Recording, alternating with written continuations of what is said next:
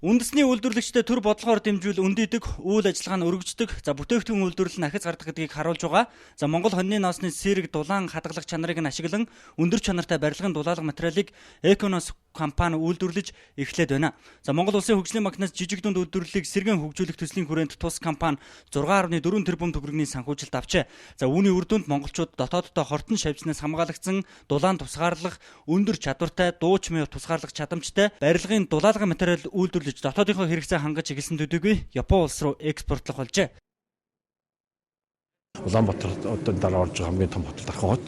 Дархан хот үнэхээр 63 онд олдтол одоо үйлдвэрийн зорилттой болсон хот. Тэгэхээр дараагийн давалгын босоод үйлдвэрчүүр явж бас энэ утгаар бид дахин руу нэлийн хэмжээний хөрөнгөлтөг зориулсан байж байгаа. Мал чухал түшиглэн үндэсний компаниуд жигэнсэн махнаас эхлээд дэлгэний нухаш зэрэг олон төрлийн бүтээгдэхүүнийг үйлдвэрлэдэг. Гэхдээ бүтээгдэхүүний сав баглаа боодлыг гадаадаас импортоор авдаг. Харин удахгүй дотоодоос хангах боломж бүрджээ. Ирэх хавар бүтээгдэхүүнээ дотооддоо албан ёсоор нийлүүлэхээр төлөвлөсөн энэ компани бол Монгол Лаз үйлдвэр юм а. Жижиг дунд үйлдвэрлэлийг хөгжүүлэх хөтөлбөрийн хүрээнд жижиг дунд үйлдвэрлэлийн түвшний бас олон арван төслүүд санхүүжилсэн. Нийтдээ бол бидний тоцоогоор нэг 80 гаруй үйлдвэрийн төслүүдийг бол санхүүжилсэн байна л да. Тэр төслүүдийн нэг жишээ нь одоо энэ ч байна.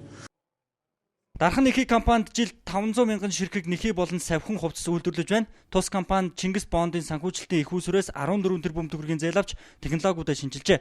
8% хүүтэй 5 жилийн хугацаатай 14 тэрбум төгрөгийн зээлийн хүүгийн төлбөр нь 2015 оны 2 дугаар сараас эхлэн төлөгдөөд эхэлжээ.